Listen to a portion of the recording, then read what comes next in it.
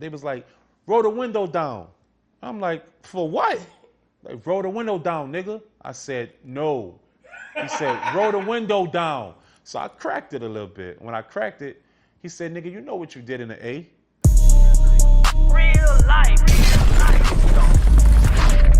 If it ain't real life, it ain't real life. Just ain't real. Real life street stars. You know what time it is. Now, is it true that You wild. come on. Pack wild. Is it true that you used to score weed from Rick Ross? Mm-hmm. Goddamn. This before Rick Ross started popping. Yeah, please take us through this. I was a fake drug dealer for like 6 months to a year. This before I got shot. I was a fake drug dealer, and low key, Ross was moving that shit. A lot of people be like, "Oh, he a correctional officer. He this and that," but a lot of niggas don't know Ross was for real with that moving at work. You know what I'm saying? And I used to scope from Ross, 100% facts. I used to scope real work from Ross. So shout out to Ross, because a lot of niggas sleep on him, you heard me? But Ross was in the streets for real. And I was a fake drug dealer at that time, so you couldn't have told me nothing. And I got shot for being a fake drug dealer. And I realized after I took them bullets, I ain't about that life. How'd you get shot? Ha ha ha. Okay. He's told the story. All right, I was in Atlanta, Georgia. I lived at the 12 condominiums. And I was a fake drug dealer. I went on a 6-month to a year run. And basically, it was niggas that was coming down from Peoria that was shopping with me. And this their second time coming down. And I had like 10 on me, 10 pounds. And I learned the game from the Bay of how to really do what I do. But yeah, they came down the second time and they was about 3 hours away. Shit, 10 turned into 3 left. So I called my people that stayed. I was in 1303, he was in 1404. And I called my people and was like, say, bruh, I need you to front me something so I can give it to these niggas and I'll give it back to you on the back end. He was like, I ain't got it, nigga. You better go to Target and get some rabbit food. And my dumb duck ass went to Target, got some rabbit food. Facts. I went to Target, got some rabbit food, and it looked just like weed. Right? So instead of putting it in the you know, the conceals, I put it in the black bag. And I put the fake weed at the bottom. I put the 3 pounds that I had, all weed, on top. And I had a black duffel bag and shit. I took it downstairs, went through the little yard, got in the car, gave him the bag like I was taking out trash. He gave me the money. I went back upstairs. About 4 hours later, he called me like, you bitch ass nigga, I know who you are. Chopper, I know who you are, nigga. You see what I'm saying? Yeah, he was like, I know who you are, Chopper. He was like, nigga, I don't know who you playing with. I was like, suck my dick. And it was a burner phone. You know the flip burner phone? I said, suck my dick. And threw the phone over the balcony to the Millennium that was across the street. And I went to Strokers and I had sex and I had a ball. I had a ball with his money. I had a ball. And I thought it was over with. I did. I thought this was 2008. I'll never forget it. And my partner played for the Saints. And my dog was like, I got traded. I said, who you get traded to? He said, nigga, the fucking Lions. I was like, ooh, right? You got done dirty. And the nigga was like, man, I don't really know nobody up here. You know people up here? I'm like, hell yeah, fucking right. And he was like, say, bro, you might got to come up here and rock with me for a little while. And at this time, he rocking with Kim Kardashian. So I'm like, oh yeah, I low-key want to see Kim anyway on the low. So I'm like, all right, cool. He's like, I'll pay for your condo. Just come up here and rock with me. So I'm like, all right, cool. So I go to Detroit. My dog Pretty Black got killed, you know, so I had his Lamborghini. Real simple shit. I had the Lamborghini. I shipped that shit to Detroit. I went to Detroit. This nigga had a big-ass house. I'm like, oh, this is going to be fun. So I had to take one for the team and rock with Kim's sister, who didn't look the way she looked now. You know, The big one. not my business. But I had to take one for the team. And she didn't look like how she looked now. Right? And she's a sweet, loving girl. I'm talking about any man. She was down to rock with any man that truly loved her. I will say that about her. Right? But I wasn't that guy.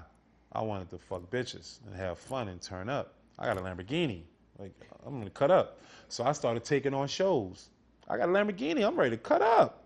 So niggas is booking me just because I had a Lamborghini. And it was the Gallardo. Oh, that bitch. You know what I'm saying? Black. It was my dog Pretty Black car, but when he got killed, they gave me the car and was like, he would want you to have it. Right? So I'm out there cutting up. You know, I'm doing shows in Lansing, Michigan, and what's that? No. It's Pontiac, Michigan. No, Peoria is the niggas that got me. Right? Yeah, so I'm taking buku shows. I done created an entourage, a crew of niggas, and I didn't, you know, Trick can tell you about how I was doing it. I was cutting up for real, right? And I was taking on shows, and I got a phone call, and back in the G, in this era, I was sipping lean, I was popping ecstasy pills, I was smoking weed, I was doing all those combinations practically at least 15 hours a day, right? And there was a Persian girl who was from D.C. It's a lot of Persians and like Ethiopian girls in D.C. And she was on Twitter. She was on my line, you heard me? And she was like, when I'm gonna come see you? I'm like, fuck, come see me this weekend. What's up? I got a show in Peoria, Illinois. But mind you, the niggas that called from Peoria, Illinois, when they called me, they didn't do no contracts or nothing. It was like, how much? I said, I freestyled it. I said, 10,000. So, all right. I was like, for real? Right? So I'm like, damn, even better. He sent over the 5,000. He was like, I gave the other 5 on the back end. And I'm so loaded and fucked up on them thizzles, I'm not really thinking, nigga, he ain't even do a contract with you. But I wasn't thinking that way. The bitch fly in, you know, I had Zelio and we all cutting up and having fun. They in the van with the straps. I got the Lambo. I got this badass thick booty bitch. This bitch look beautiful, you heard me? So I'm on my way to Peoria. We all back to back. They moving too slow in the van. I'm like, shit, nigga, I'll holler at y'all when I get there. All right. They high, they bloated, you dig? So we speeding, we gone. Getting crazy top. I'm talking about bitch sucking dick, balls, and all. Shit's bundles of joy. I'm having a ball. I can't wait till I fuck this hoe. I'm like, I'm about to fuck the shit out this hoe. If I could have fucked her in there, I would have. The bitch was too small. The Lambo too small. I can't fuck her in there. I can barely look backwards and see cars, right? So the nigga calling me every hour on the hour. Where you at? Where you at? And my dumb duck ass, you heard me, keep telling him where I'm at, bruh. I told him every time where I was at, every time he asked. I get closer to Peoria, I see a car behind me. Like, this car been behind me for a while, bruh. I go left, it go left. I go right, it go right. I go left, it go left. And we on 94. I go right, it go right. Highway 94, I never forget it. So I'm like, all right, this car following us. I had buku chains on, this back in the G when the Breitlands was popping and the Wonder Woman bracelets was popping. You know what I'm talking about. You know, and the diamond herringbone ropes. You know, not the ropes, but the herringbone chains. Yeah. So I'm like, oh, these niggas trying to rob me. I'm like, damn, I start thinking about shit. And I'm looking at the bitch and she's shaking ass and having fun and music popping, lollipop cracking. I'm like, I'm looking at the bitch like, damn, if this was my kid or if this was somebody I knew, what I tell her? And I pondered it for like 10 minutes. I'm like, first I said, man, fuck this bitch. And then I was like, that ain't right though. She came out here to enjoy herself with you. You need to tell her. So I told her and I said, I said, look in the rear view. I said, you see that car? Watch this. I go left, it go left. I say, I go right, it go right. She was like, they following us. I said, I don't know if it's the police. I said, but I'm not committing no crimes. I said, oh, it ain't the police. So she went from twerking and shaking her ass to shivering. So I'm like, look, I'm going to go to the rest stop. When I go to the rest stop, get out the car, walk out the car, open the fucking door, tell them it's about to be a robbery, call the police. She's like, okay. I pull up. Did she do what I told her? No. Absolutely not. The bitch got out the car, ran out the car, and started screaming. Started screaming. The first thing I said, bitch! So I'm like, fuck! Right? So the niggas, look, no, the niggas pulled up. The niggas pulled up, though. They pulled up. They ain't pull out with guns at first. But they pulled up. They was like, roll the window down. I'm like, for what? Like, roll the window down, nigga. I said, no. He said, roll the window down. So I cracked it a little bit. When I cracked it, he said, nigga, you know what you did in the A? And the only thing that went in my mind was, someday, yeah. Walked in the rain of the beautiful sun. So my life is over. So I thought about my brother that passed, and I put my head down and lift my ass in the air. But my ass in my head, and they shot in there like 3-4 times. And when I did that, I was like, ah. And that bitch hit me. But I really wasn't thinking it hit me. I just thought it was glass. So I'm in the car, and I see the car peel off. So I'm in my mind like, oh, they didn't kill me. Okay, I didn't think I was shot. Then I got hot. I started getting sweaty. That shit wasn't sweat. It was blood. So when I started feeling myself, I was soaking. I'm like, and it felt gooky. You heard me? And I tried to hit in the Lamborghini, you got to hit the, look, you know what I'm saying? Yeah, so I hit, and I got to going, and I fainted. I hit the pole. And that's how I got shot. What would you have done if the roles were reversed and they had to hit the lick on you for the rabbit food? With the rabbit food, what would you? I would have came and got them, because it didn't go unjust of what they did to me. You know what I'm saying? I was in the hospital up there, nigga. It was rough for me.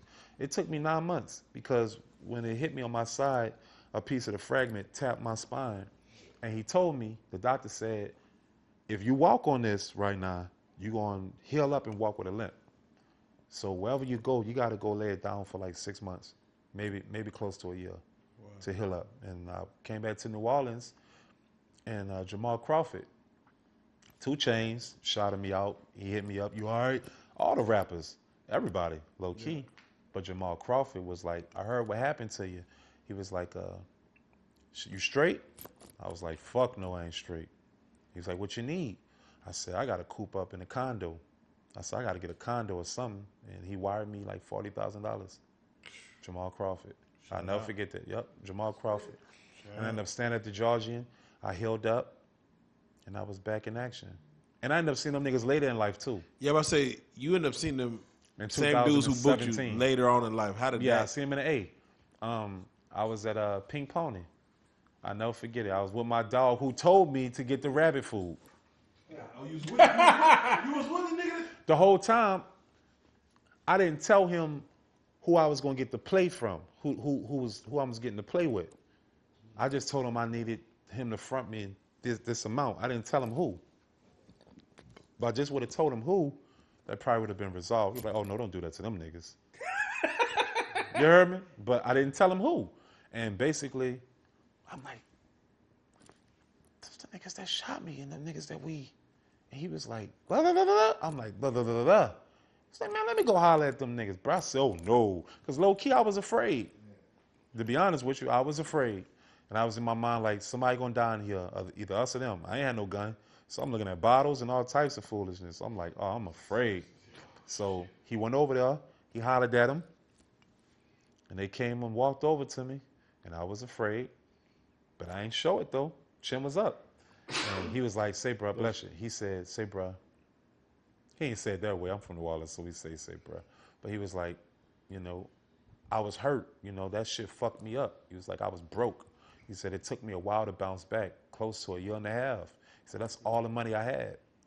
And I apologized, and he apologized because it didn't go unjust, and nobody died.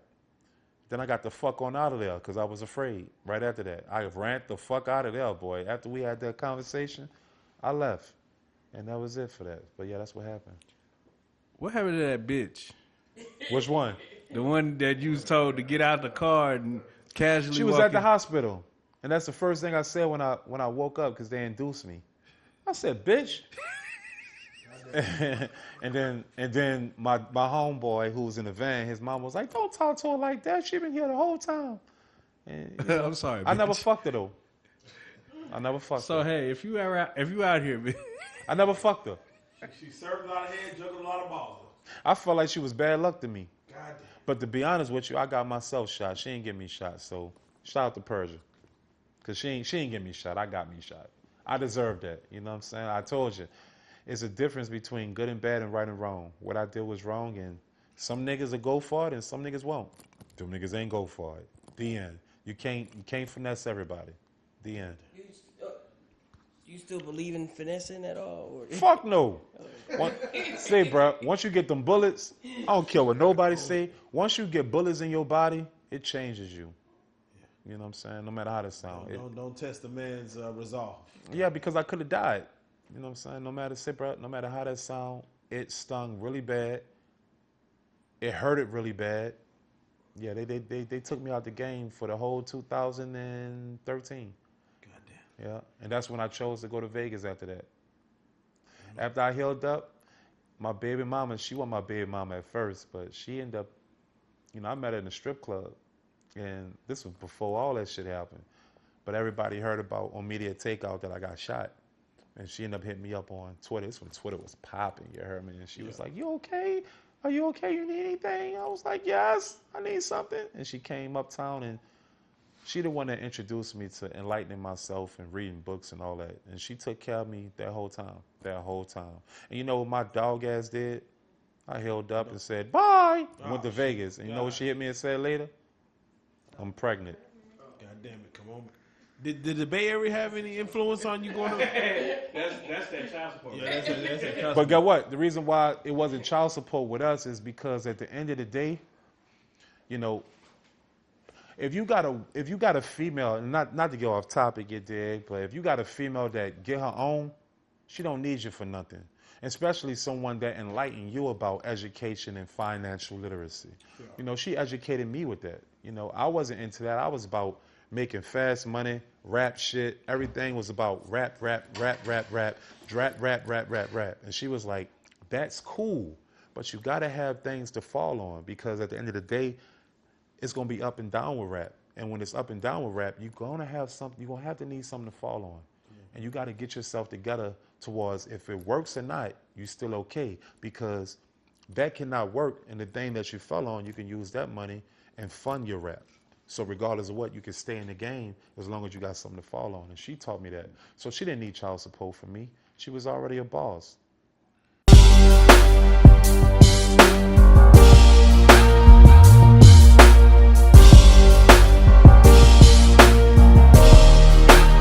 Shout out Reallyfe Street Starz, nigga.